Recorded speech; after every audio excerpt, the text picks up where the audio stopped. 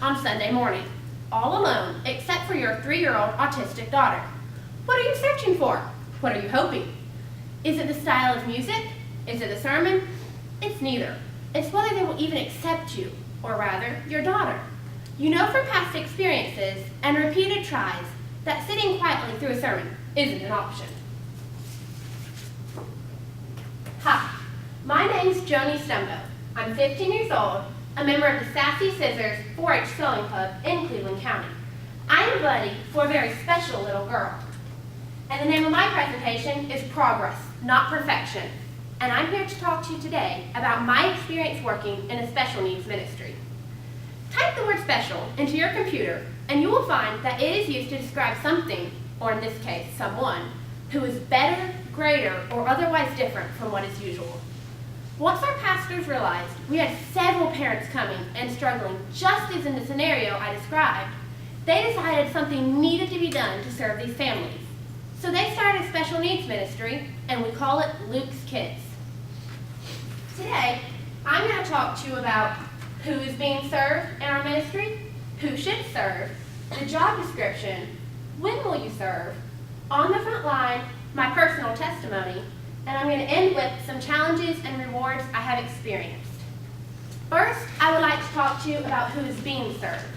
In the case of Luke's Kids, our ministry, we serve families of children with special needs. Not necessarily a physical disability, but also mental and learning disabilities, and not necessarily a specific diagnosis. The program director and children's ministry directors work with the parents to determine what each child's needs are and how our ministry can best serve them. But who should serve?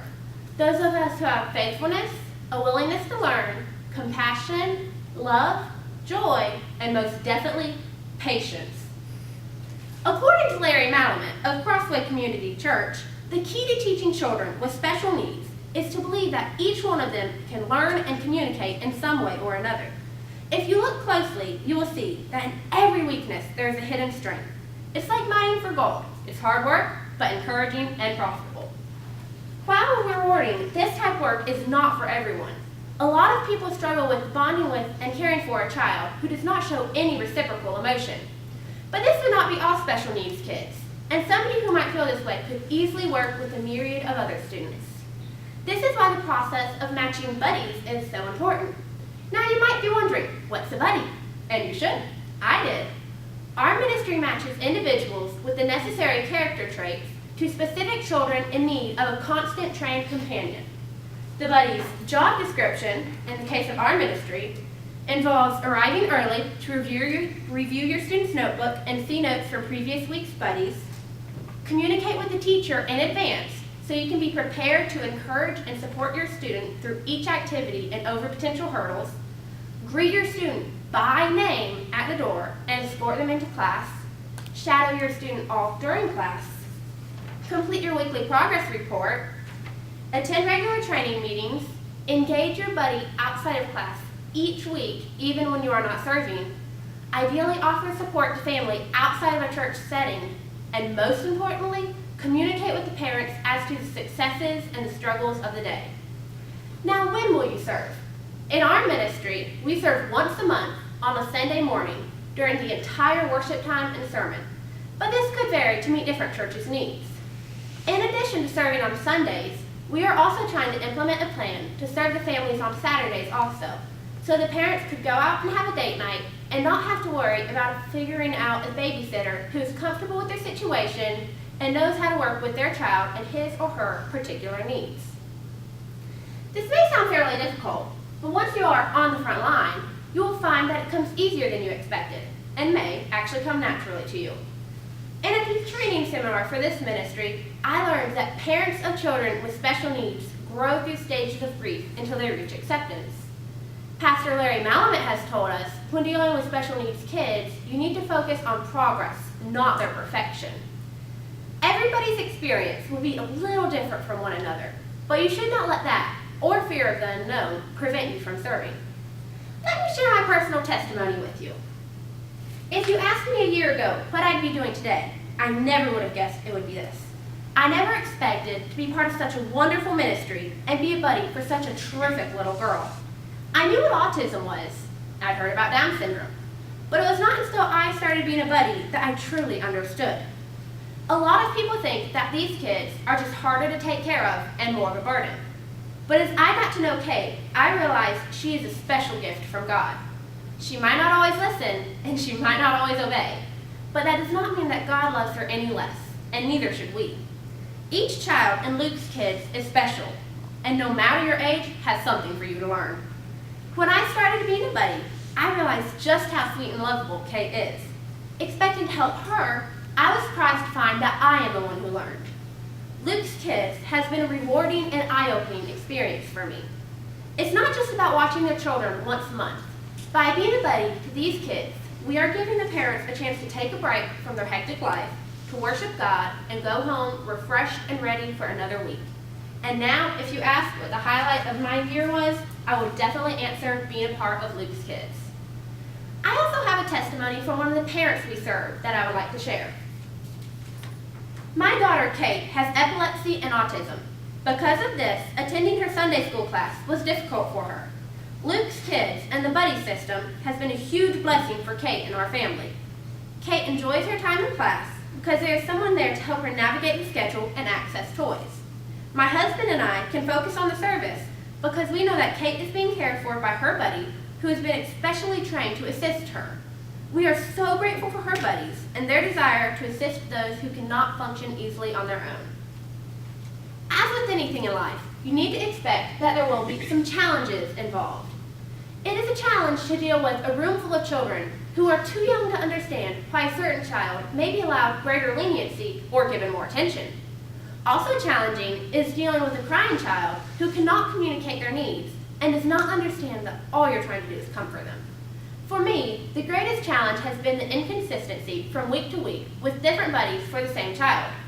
Whereas one buddy may respond in a certain way to a behavior, and another buddy may respond in a completely different manner.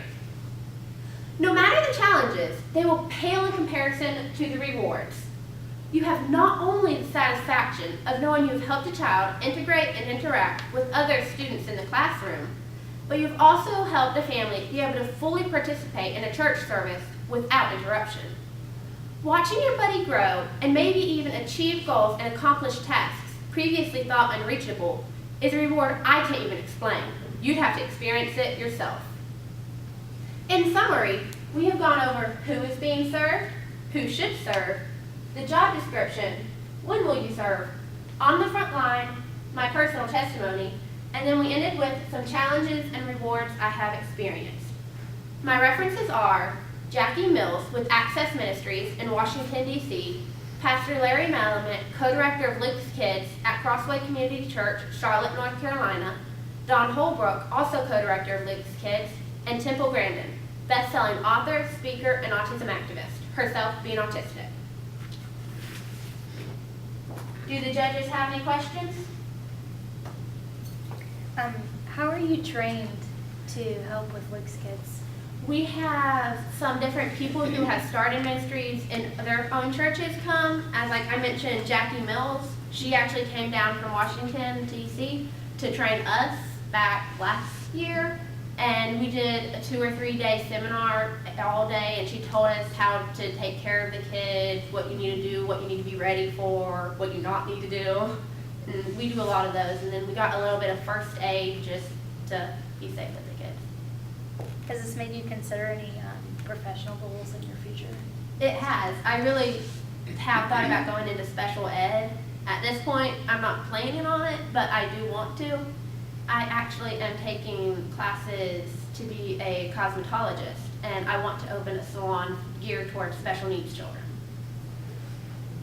What are your thoughts about how not only church culture, but how culture at large views special needs kids? Until recently, I really haven't been into taking care of them. I just started last year being a buddy, and I mean, I knew there were people who had special needs kids, but I really didn't think about they were really different. Yes, they were, but to me, they were just like anybody else. And unfortunately, a lot of people do think of them as different and think of them as less than everybody else because they are special needs, but I don't think they should. Have you or your group reached out and other people in your region of the state to offer this program? We haven't yet. We just started this and it's very new and we're just now trying to get everything up and running. And my pastor is trying to find other churches for me to go speak at with this presentation to help them get started. But we want to help. How many children in your facilities do you guys support? As of now, I think we have 6. We started with 2 and it upped very quickly. And we've been told by other churches, as soon as you have one up and running, you need to be prepared for lots of children. Because a lot of people struggle with finding a church like this that has a ministry. And when they find one, everybody goes to it. Do you guys have goals as a church and as churches to integrate with the local communities, or is it going to be church-based? Well, we are going to try to go out and do ministries and help with children with special needs, whether they go to our church or not. At this point, we haven't yet, because, like I said, we're very small at this point, but we are wanting to, yes. I have one more question. Well, question and comment. I was a facilitator at a summer camp / after school program called Girls Inc. And we actually had one girl in my class who had Asperger's disease, and we as staff were not trained on how to work with kids like that with special needs. And so the first time that she kind of, I don't want to say acted out, but acted out, I didn't know how to handle it. So tell me about your very first experience with starting to volunteer there. Well, the girl I take care of, her name is Kate, and as it said in the testimony, she has epilepsy and autism. And I've been taking care of her since before our ministry even began. I was still taking care of her. And she doesn't communicate. She's only, I think she's 3.5 now. But when I first started taking care of her, it was really different, but I liked it. I think, like my dad, he couldn't understand why I enjoyed doing it because she didn't hug you, she didn't laugh, she didn't cry, she just did what she wanted to do. And he couldn't, he said he couldn't handle doing it. He couldn't be a buddy because he couldn't handle not having a kid react. But I find that it's nice to do that because, like I said, a lot of people don't. And if there's somebody who can, they should definitely be a buddy to help. But it's very different. It is. All right, any more questions for her, guys? All right, let's give Jonesy another round of applause.